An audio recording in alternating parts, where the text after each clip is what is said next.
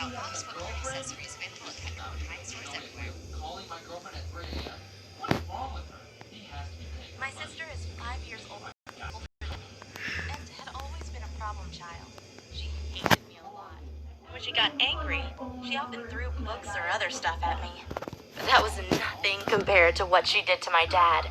He was one of the nicest guys you could imagine, and he simply didn't know how to handle someone like my big sister. After years of him trying to fix her, he gave up and suddenly completely ignored her.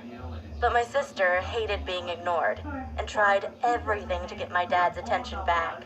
When she was 16, she even got pregnant on purpose, just so she could scream at my dad, "I got pregnant because you don't care about me."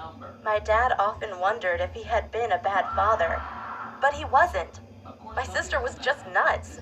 After she gave birth at 17, she thought she could dump the baby onto my dad, but he told her, "I don't want anything to do with your child. You have to take care of it yourself."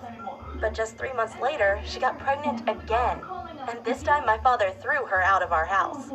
I knew how cruel that sounds, but my sister had repeatedly stolen his money and even tried to break my parents apart by claiming that my dad had been cheating on my mom. After she was gone, our family was finally living in peace again, but I still thought we shouldn't have thrown her out, because maybe she has some mental disorder and simply needs the help of a psychologist.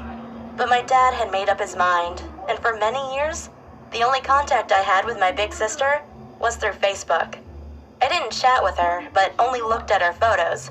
It was crazy. Every 2 years or so, she had one more kid until it was 6 in total, even though she was only in her 20s.